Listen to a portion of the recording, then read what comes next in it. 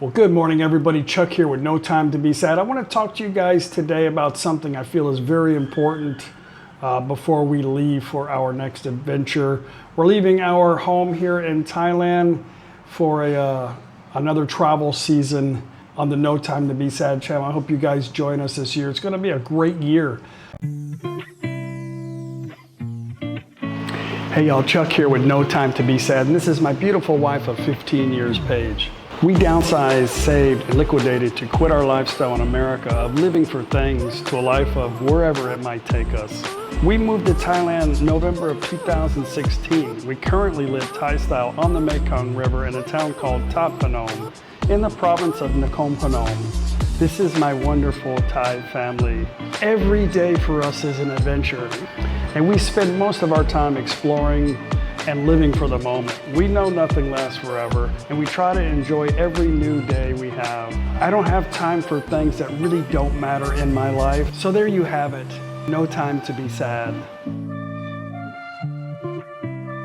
If you guys are planning on coming to Thailand or planning on staying long-term on Thailand, I want to talk to you guys about something I feel is very important for you to know. Always it's good to know the good things, and it's always good to know the bad things. I want to talk to you today, and I've got a list, so I'm going to be looking down at my list. I'm going to talk to you guys today about some dislikes in Thailand.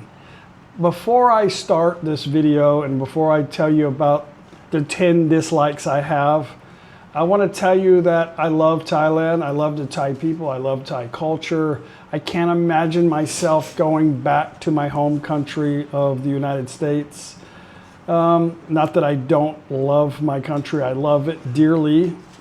But I found Thailand to be my home. I've lived here going on 10 years now. I'm married. I've been with my Thai wife for going on 20 years now. We've been together since 2007. I told her that today, and she goes, "Really?" I said, "What do you mean? You want to upgrade?" She's like, "No." We've traveled every province in Thailand. We've put 300,000 kilometers on our vehicle, traveling everywhere, everywhere possible in Thailand, meeting new people, seeing different types of cultures in different regions of Thailand, different types of food. And you know, we've learned a lot. I learned how to read, write, and speak decent enough Thai, mostly Isan, I think. Enough, I think, to try to assimilate and adapt as best that I can. I'm very curious about things, and I like to talk to people, and I like to show people that all foreigners are not the same. And yeah, we're good people. So that being said, let me tell you about some of the things that I have decided. This is only my personal opinion. It's not to be fact or your fact, or maybe not your experience, or maybe you have some experiences you want to politely share in the description box. We would all appreciate that. But these are just some things that I've gathered in our long stay, in our many travels, with different experiences with Thai people mostly. I don't really pay much attention to what the foreigners say. Sometimes we complain a lot about silliest stuff. But I do like to, I've heard a lot of interesting stories, good and bad, with relationships and financial stuff, logistical stuff in Thailand. And I'm very curious, so I enjoy hearing those stuff. So let me get started with number one here. Not in any particular order, like number one is the worst thing for me, but I have 10 things. I'll try to move on as quickly as I possibly can. My first thing is dangerous, territorial, disease-infested soy dogs and the lack of care for the dogs. You know, the lack of sense of urgency. You know, if a dog is chasing you and it happens to be this guy's dog, they're just going to look at it. They have the Buddhist mentality is live and let live. They believe in karma. They believe in whatever happened is what it is meant to be. There are an extreme amount of dogs in Thailand. They don't really, I will say that the newer generation is a lot different. There's a lot of people with pets. They push them around in strollers, treat them like they're children. But there's a large generation of people that just have an abundance of what they call soy dogs. Even though they're feeding them at night and making sure that they're fed, they're not responsible for them. I've seen a lot of dogs with missing limbs, broken limbs, mange, rabies, vicious. It's a horrible thing in Thailand, and there's so many. And this is probably horrible to say, but you know, I always feel sad when I see a dead animal. You know, I feel bad for it. But when I see a dog, it's like, man, there's too many, and they're everywhere, and they run out in front of you. They will fine you like 40,000 baht if you harm somebody's dog in Thailand. But you know, I guess if they bite you, it's something different. You know, there's a problem with monkeys too, but I don't know. There are some ways to humanely control animals. You know, in life cycle, I mean, life takes care of itself. You know, the soy dogs pretty much take care of themselves. A lot of the cats and stuff are feral cats. And I don't know, it's cruel. I don't know what to do. It's a cultural thing. Spay and neuter your pets. It really bothers me a lot about that because it's dangerous. Don't ever try to reach down and think that, you know, the sweet little dog is going to be your best friend, because it might bite you and then you're going to have to get rabies shots. Next one, the lack of ability to maintain or long-term plan of a project. I blame this on like poor management skills. I think they can come up with something to beautify or make new, but there's no long-term solution about things. They will have these local funding, like community projects, whether it's a park, a walking path, a bicycle path, and then it'll go to waste in a short period of time. Gets overrun with vegetation, the ground settles underneath it, and it needs to be re-leveled, or people just start putting their stuff on the middle of the pathway. There's this thing called losing face, and a lot of everything I'm complaining about here today is, I think, ultimately the result of not losing face. So they don't want to say, well, this plan is not going to work, or this is not an idea that is really good for us. I think when they get together, there's a difficulty of right or wrong, or trying to negotiate or see in the future how they can maintain it. So we built this gigantic pavilion for a fresh market, but there's nobody there to maintain it. There's nobody to clean it. What if the sewer drains get clogged? There's no extra funding to maintain that.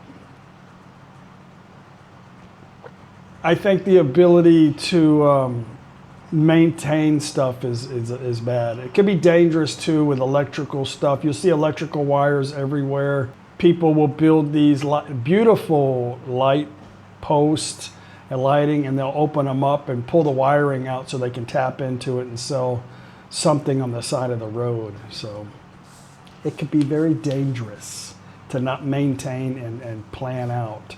But this is Thailand. Let's do number 3.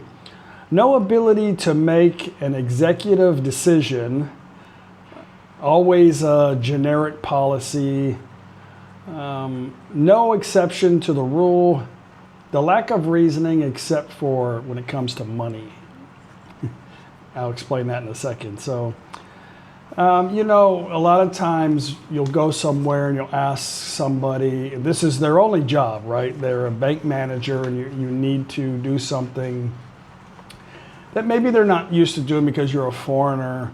They'll just say, I don't know, or we don't do that, or no. They won't go any further to try to say, I don't know the answer, and move on. If you're buying something at the store and an item something's missing out of the box or something's damaged, they don't have the ability to try to figure out, can you get the unit that's on display, you get a discount, something like that. That's kind of simple stuff, but there's a lot of things that, and I guess it might be good because they don't want employees making policy changes and stuff like that. But I feel like whenever you need something and they don't know, it's just like, no, we don't have that. Instead of going, hey, let me go ask somebody for you.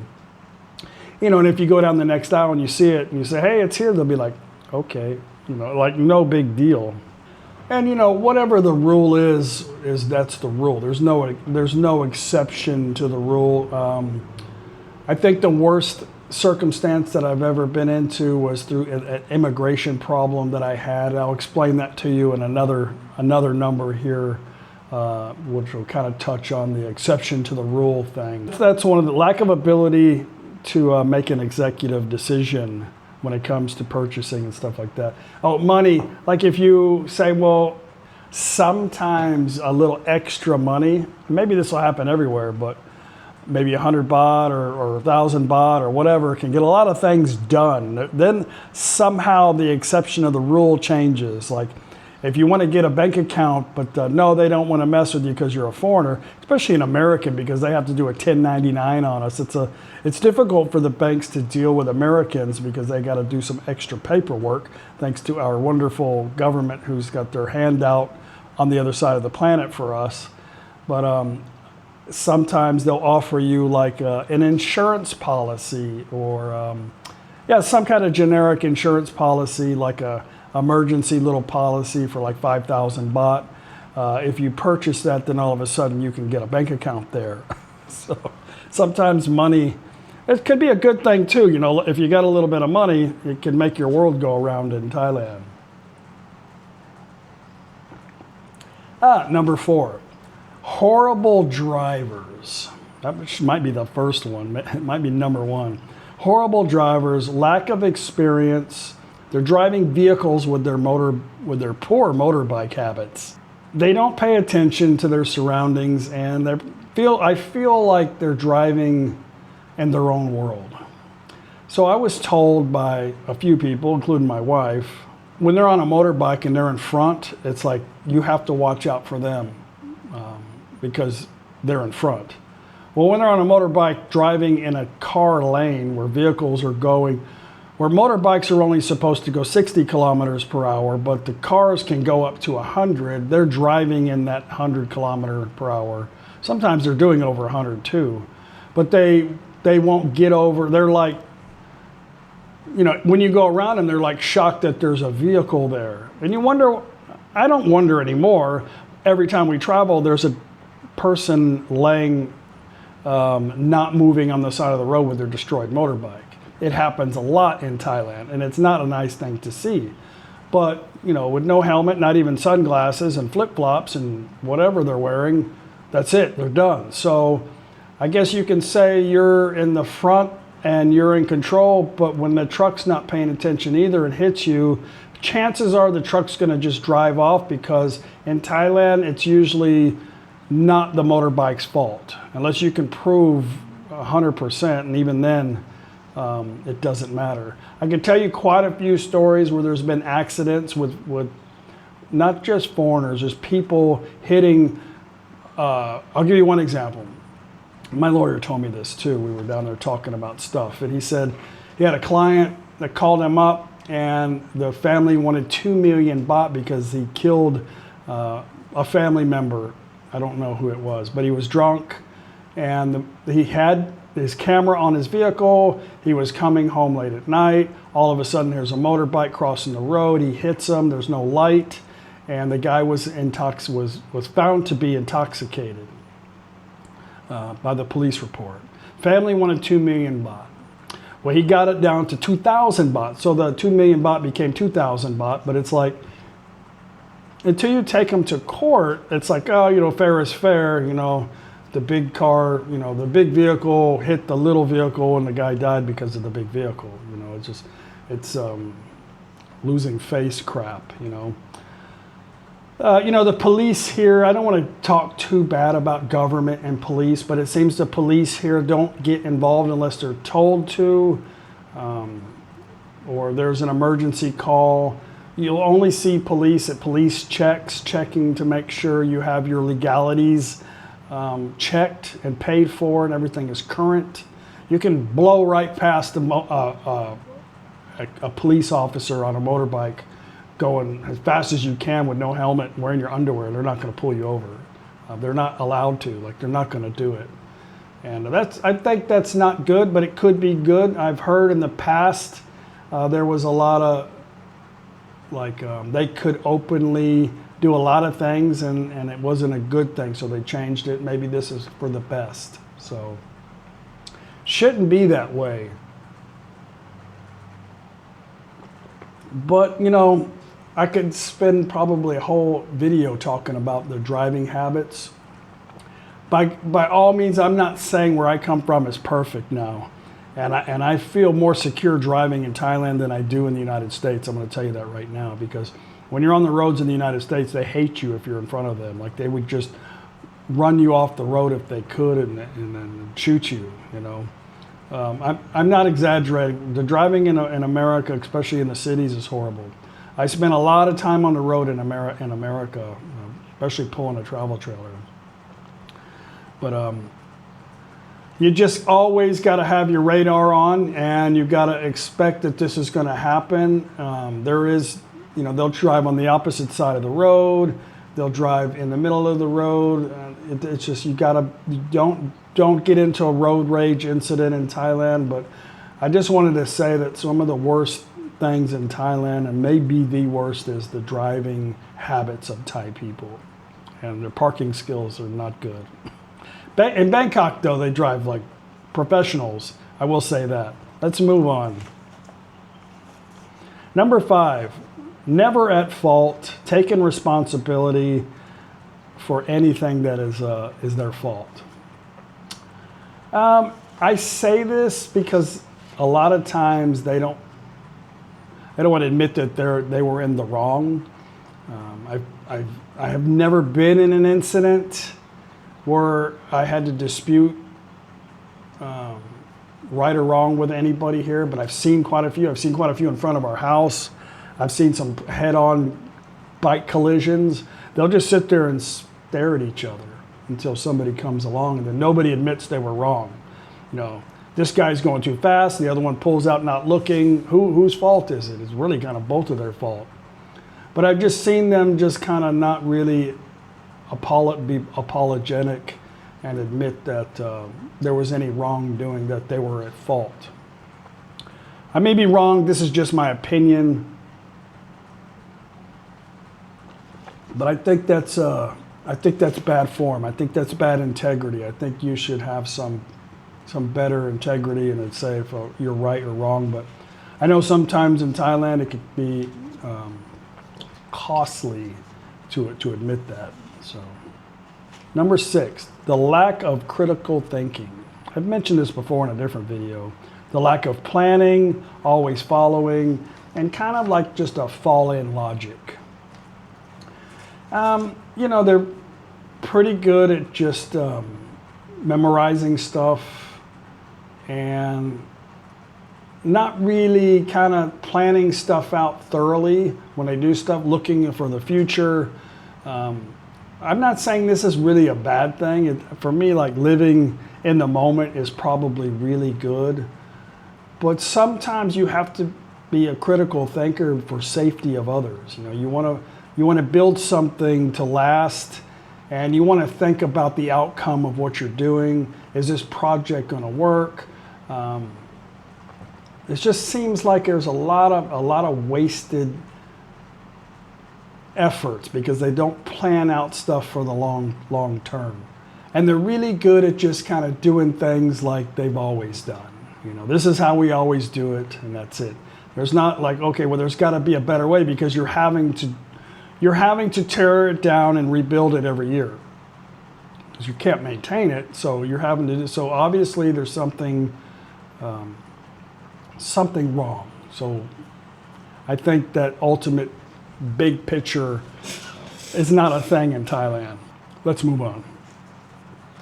Number 7. Immigration rules differ from province to province. So I've only had a couple of problems with immigration in the 10 years that I've dealt with them. A lot of it is that you don't have something in order. and then you go get it in order, and you come back and you see another officer, and they say, well, you didn't need this, you know, but you spent a day and a half trying to gather this for this other officer, and nobody will apologize or say, oh, well, we'll make the correction next time. It's just, they'll just look at you like, oh no, we just need to move on, you know. I only have experience here in NakhonPhanom, I'll tell you that, but when I mention my efforts at immigration, I get a lot of other people telling me how they do things in their province, and a lot of it is different. The requirements are different. Now, I feel like this is an important thing to know as a foreigner.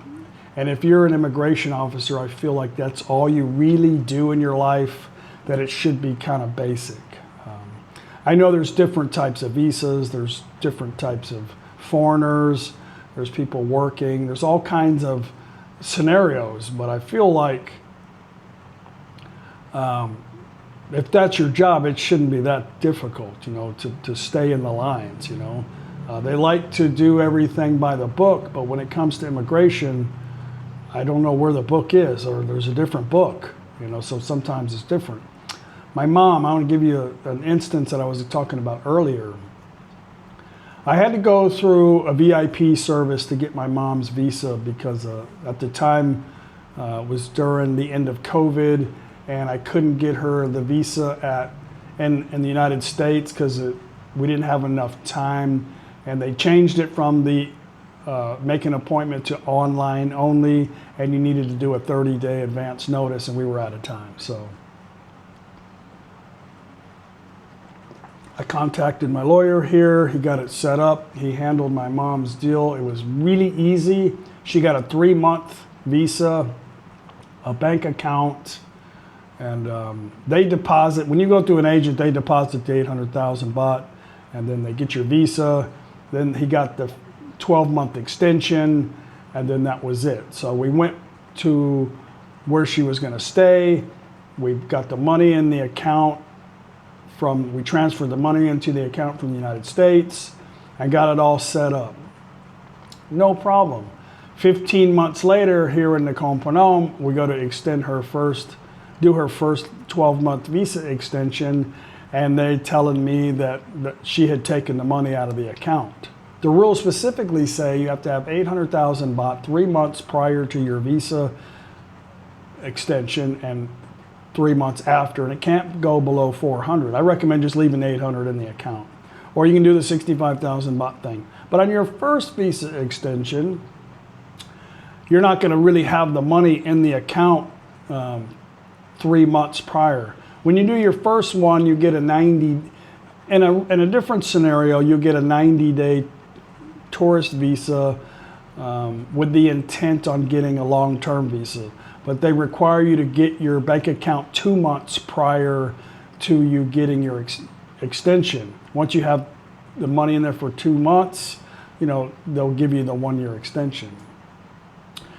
Anyway, the people took the money out of the account. So this is how it worked. We got the visa, 800,000 was in, and then got all the stuff done. They took the money out. Then that evening in the hotel, I transferred the money. After the account was done, she had the money transferred into her account in 3 days. So the money was in her account for almost 15 months. And really, they only needed the money on the first extension for 12 months. So they wanted my mom to go over to Laos and go get another entry visa and start the process over again. So I just stood there like a Thai person inside. I didn't leave. I just stood there. My mom had just had hip surgery too, and she was using a cane. And we just stood there, and finally, like an hour later, they said, come outside. And the lady took me outside. She goes, if I can get everybody in here to agree to get this done, we'll get it done, but you can never do this again. I said, well, I didn't argue with her. I was arguing a lot before, saying, we've had the money in there over 12 months. What's the problem? You know, the money's been in the account for 12 months. You know, so finally I just said, thank you very much, did the why. They got it done finally, and we walked out of there. That's the worst that's ever happened to me in Thailand, but it got handled. It wasn't about any extra money. Maybe it was. I wasn't about to hand it over at the time. I was not a happy person. I talked to my lawyer, and he said, I don't know why they're doing that, but worst case scenario, don't go to Laos. Just come, guys, fly to Bangkok, and I'll get your extension over here. So it would have been fine. We had the money over there. We already had the money in the account for a long time, so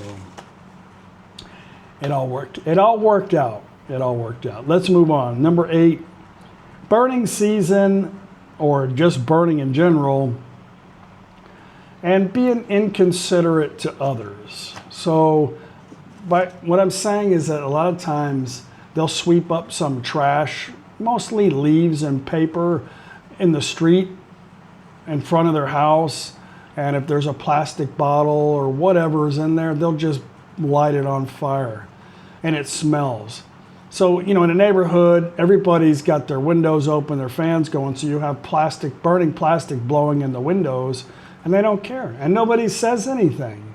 It's just inconsiderate. Like a small little tiny group of leaves and plastic could have been swept up in a bag and put in the trash bin, or dumped over into, take the plastic recyclable bottle out and dump the leaves in an area where it can be turned into mulch, They do burn a lot in all parts of the world when it comes to, as part of harvesting whatever you're growing. So they burn the fields down, the rice fields, to not only put nutrients back in the ground, but to kill whatever insects are there for the next season.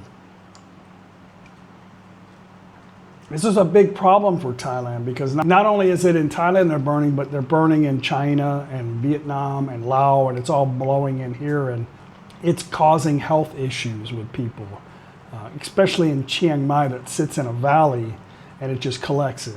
Bangkok too, there's no wind in Bangkok, and with all the smoke and the carbon and the fumes and all of the burning rice and sugar cane stuff, it settles. So I don't know what they can do about that. I know the government has tried to stop that. They fine people, but I think that's just part of life in Asia. That's just it. But it's not good, and it's something that you should definitely concern yourself with if you have, maybe asthma or something like that.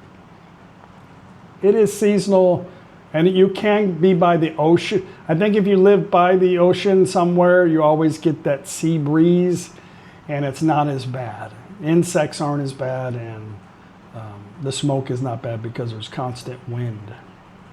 Number 9, poor road conditions. Keep the change. No maintenance, no maintaining, only tear it back up and redo it. Poor road foundations, and no road crown for water drainage. The roads have improved a lot since I've lived here, like a lot. They've made 2 lanes into 4 lanes. They're putting concrete barriers up, metal safety rails. They've done a lot. There's a thing called keep the change here that I've been told by Thai people, which means that whatever government project is funded in Thailand, if you do it for under budget, then that, I don't know if the person or whatever gets to keep whatever remaining funds are available. I don't know, they got to put them in a box for later, or their pocket, or what, I don't know, but it's called keep the change. If you guys know anything about that, you can share it in a nicely way down below. But it's funny, in all of my life I've been driving since I was 16, over 40 years. I've never seen a place where every year they got to tear the road up and redo it, tear the road up and redo it. I know it's hot. I know they're using asphalt. I know the trucks are overloaded. Okay, so little critical thinking here. It's obviously not working if you're having to do it every year. Why don't you make a stronger foundation and a road crown so the water doesn't settle in the middle, and make a better quality road? Or even better than that, you have a massive amount of or you have a massive ability to make concrete, make everything concrete, then you could fill the hole in with concrete, you know, instead of getting a bag of asphalt and tapping it down with a stick. It's not working. So they'll tear it back up and they'll get the funding every year and they'll redo the road every year. It just doesn't make any sense. And then, you know, they won't really properly fix potholes. People die. Motorbikes hit these potholes going down the road and come off in the middle of the night because they're not wearing a helmet and they're probably the light's not working on their motorbike and there's poor lighting in the streets and they'll die. They don't really do good patchwork here when it comes to these holes. Most of it is because it's a very thin layer of dirt or rock that they got underneath there and the water kind of seeps through. There's no road crown, which means the road is kind of at an angle so the water will run off. If you build it up like this, then you'll have a road crown and you won't get potholes as bad. If the trucks are overloaded and the asphalt is getting hot and getting wavy, you need a better foundation underneath it to keep that from happening. But it's all that, I think it still always goes to losing face, critical thinking, and maybe the keep to change is what's doing that. But the roads are not good. There's shit all over the roads. There's debris. There's animals. There's people driving like crazy people driving. It's just the roads are very dangerous here in Thailand. But you know, they got speed cameras and red light cameras and all this, which I think is good. But you know, if you got a special badge on the front, it doesn't really matter. So you can do whatever the hell you want to do anyway. So I just know that because I've been pulled over for doing 101, getting out of the way from a caravan of government vans going endless kilometers per hour. Last one, and I'll stop complaining. I really love Thailand, and I don't mean to come off like I'm complaining about stuff because this happens all around the world. But again, I just want you to know that these are some of the negative things. Like it or not, like me or not, or what I'm saying or not, it's still, you know, it's my experience in Thailand, and I feel like it's important for you to know, to recognize that these things are going to happen here. The very last one, number 10, jumping the line. What I mean, like the food line, the pharmacy line, shopping, just being inconsiderate. There's a Thai word for that. It's called manotba. Manotba is like an auntie. Like somebody, like you'll be standing, let's say you're in a hotel and you're waiting for the lady to make your eggs and there's a lot of people. Well, auntie will walk right in front of the line and grab your egg and walk off without any consideration of the fact that there's 45 people in line. And nobody will say nothing to her because she's maybe older or whatever. They just let her do whatever she wants to do. I've been in the pharmacy. Granted, I'm not in a hurry, and I'm most of the time just talking to my friend Jack here about Thailand, politics, and whatever we can talk about, share back and forth. And I'll be sitting there talking to them, and I don't plan on holding his attention, but without any thought, they'll just come in and just start barking off what they want. And I'm sitting there having a conversation. It's like, am I invisible? Me and Jack just laugh about it. So he says sometimes he's got customers, a lot of times he has a lot of, 4 or 5 people there in the queue, and somebody will walk in and just, and they'll have to say, you have to wait. And it's like, wait for what? Like, are you serious? Like, all of these people don't matter to you? So I've noticed that a lot in Thailand, especially when you're in a restaurant. Like, let's say you're at a fast food place where you have to stand in line to get your food. They'll just walk right up without even looking at you or thinking about you, and they're just not even in your world. And Or it's actually, you know what? 7-Eleven happens to me all the time. I'm standing in line waiting for the person to go, and then they pay, and then they get their stuff, and then here comes some guy just boom right in front. Like, what do you think I was doing? Waiting for you to go in front of me? There's a lot of times I've said in Thai that, hey, I was here. Yeah, I was already standing here. I'll tell them, and they'll just look at me, and they'll just, you know, like they don't care. You know, I'm not trying to. I just want them to acknowledge that, hey, there was other people here. You know, maybe I should not do that, but sometimes it's like, dude, you're so rude. You know. But most of the time I don't say nothing, but there's quite a few times. And I'm glad I don't speak really fluent, like 100% Thai. Probably I would just, you know, it's hard sometimes to try to assimilate. But I do my best. I love Thailand. I hope things always stay the way they are. All that being said, I don't really want things to change. I kind of love it the way things are. I know that's just crazy from all the things I just told you that I don't like about Thailand. What's the alternative? A police state? You know, everybody stay in their lane. Everybody do as they're told. I'm kind of I'm not kind of, I am a libertarian. I believe in less government. I believe, like, if you want to jaywalk in the middle of traffic, you might not make it. It's up to you, you know. Unless you got some mental problems, you probably need some assistance, you know. But if you like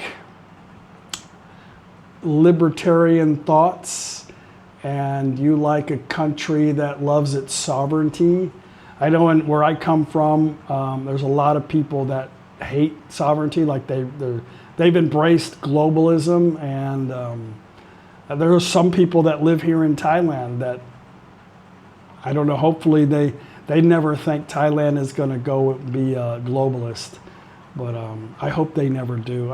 I love Thailand for their sovereignty. They love their own kind. They stick up for each other, and I just know that I'm always a guest here. I'm always a visitor. I'm usually always carrying a camera in my hand, so I always just appear to be a tourist anyway.